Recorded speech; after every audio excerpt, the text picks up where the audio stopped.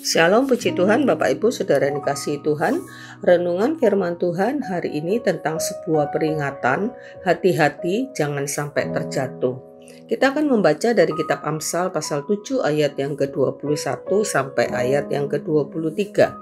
Ia merayu orang muda itu dengan berbagai-bagai bujukan. Dengan kelicinan bibir ia menggodanya, maka tiba-tiba orang muda itu mengikuti dia seperti lembu yang dibawa ke penjagalan dan seperti orang bodoh yang terbelenggu untuk dihukum. Sampai anak panah menembus hatinya seperti burung dengan cepat menuju perangkap dengan tidak sadar bahwa hidupnya terancam. Di ayat sebelumnya dikisahkan tentang seorang wanita, sepertinya bukan wanita baik-baik.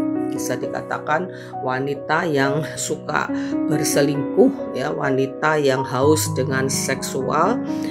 Dan dikatakan di ayat sebelumnya itu bahwa ketika suaminya pergi, dan dia perkirakan perginya cukup lama, suaminya membawa banyak uang, maka kemudian dia merayu seorang muda dengan berbagai bujukan dan kelicinan mulutnya ia menggoda.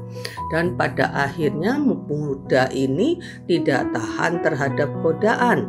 Ia mengikuti kemauan daripada perempuan itu. Dan di ayat 23 bagian yang terakhir dikatakan bahwa dia tidak sadar bahwa hidupnya terancam. Bapak Ibu Saudara yang dikasihi Tuhan, ya, semua orang tanpa kecuali, baik itu jemaat biasa, seorang pelayan Tuhan, bahkan seorang hamba Tuhan yang besar sekalipun, tidak ada yang kebal terhadap dosa. Justru semakin tinggi pohon, semakin kencang pula angin yang menerpanya. Karena itu, jika kita tidak berhati-hati dan waspada, kita bisa jatuh dalam dosa. Tuhan Yesus memperingatkan di dalam Matius 26 ayat yang ke-41, berjaga-jagalah dan berdoalah supaya kamu jangan jatuh ke dalam pencobaan. Roh memang penurut, tetapi daging lemah.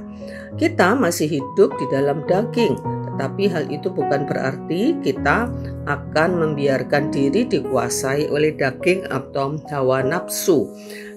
Setiap kita yang percaya kepada Yesus Kristus, kita adalah milik Tuhan.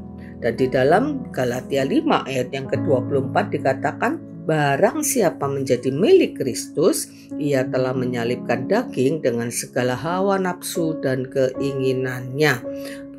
Karena itu mari kita percayai bahwa kalau kita sungguh-sungguh percaya kepada Kristus, hidup di dalam iman dan kebenaran Yesus Kristus, maka percayalah kita bisa menguasai keinginan daging dan sudah menyalibkannya bersama-sama dengan Kristus. Karena itu perlu ada usaha dari kita untuk berjaga-jaga dan berdoa seperti nasihat yang Yesus sampaikan di Matius 26 ayat 41 tadi. Bagaimana kita harus membangun kekuatan roh kita melalui persekutuan yang karib dengan Tuhan, melatih diri kita dalam hal berdoa, beribadah, membaca firman Tuhan, hidup di dalam persekutuan dan kedekatan dengan Tuhan, melakukan firman Tuhan, maka percayalah Roh Kudus akan menuntun dan menguatkan kita. Dan kita hidup dalam roh seperti tertulis dalam Galatia 5 ayat yang ke-16, hiduplah dalam roh maka kamu tidak akan menuruti keinginan daging. Iblis itu sangat ahli dalam hal menjebak. Ia selalu mencari cara dan mencari timing yang tepat untuk menggoda dan menjerat manusia sampai manusia tidak menyadari bila ia sudah berada di dalam jebakan iblis. Orang bisa jatuh dalam jebakan iblis karena tidak waspada, tidak berpegang teguh kepada firman Tuhan. Di Amsal 7 ayat 1 sampai yang ketiga dikatakan, hai anakku, berpeganglah pada perkataanku dan simpanlah perintahku dalam hatimu. Berpeganglah pada perintahku dan engkau akan hidup. Simpanlah ajaranku seperti biji matamu. Tambatkanlah itu semuanya pada jarimu dan tulislah itu pada loh hatimu. Selain itu Bapak Ibu Saudara yang dikasihi Tuhan, kita juga perlu berhati-hati di dalam pergaulan.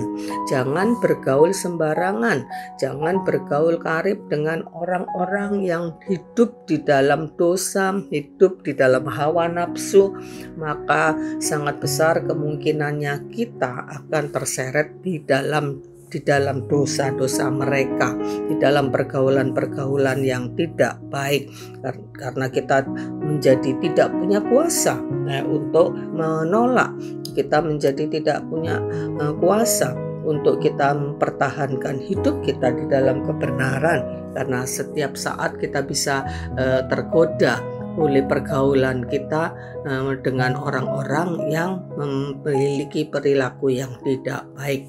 Dan karena itu mari kita sungguh-sungguh menjagai hidup kita, menjagai hati kita, pikiran kita, supaya kita benar-benar tahan terhadap godaan. Dan satu-satunya yang bisa membuat kita tahan terhadap godaan adalah kita memiliki kekuatan roh, dan kekuatan roh itu akan kita dapat kalau roh kita itu kita isi dengan kebenaran firman Tuhan. Di dalam Mazmur 119 katakan, dengan apa orang muda itu bisa mempertahankan kelakuannya bersih? Hanya dengan menjaganya dengan firman Tuhan. Mari Bapak Ibu Saudara yang dikasihi Tuhan, siapapun kita perlu berhati-hati, kita perlu waspada, kita perlu berjaga-jaga. Nasihat terakhir dari 1 Korintus 10 ayat yang ke-12. Sebab itu siapa yang menyangka bahwa ia teguh berdiri, hati-hatilah supaya jangan ia jatuh. Jadi mari kita terus senantiasa berhati-hati setiap hari, setiap waktu, supaya kita tidak jatuh, karena iblis selalu siap sedia untuk menjerat kita, untuk mencari titik-titik lemah kita dan melancarkan serangannya untuk membuat kita menjadi jatuh dalam dosa. Kita percaya kekuatan Tuhan akan menyertai kita jika kita dekat dengan Tuhan. Amin. Puji Tuhan, Tuhan memberkati. Mari kita berdoa. Terima kasih untuk peringatan firman-Mu hari ini Tuhan. Tolong kami ya Tuhan, untuk kami memperkuat roh kami, memperkuat pertahanan iman kami ya Tuhan, hidup di dalam kebenaran firman-Mu, setia melakukan firman-Mu, merenungkan firman-Mu ya Tuhan, supaya Tuhan kami bisa memiliki kekuatan untuk hidup ya Tuhan, mempertahankan hidup di dalam kebenaran dan mengalahkan segala keinginan daging kami. Terima kasih Bapa, kami percaya Engkau memberkati kami, Engkau menyertai kami sepanjang hari ini. Mengucap syukur di dalam nama Yesus kami berdoa. Amin. Puji Tuhan, Tuhan memberkati.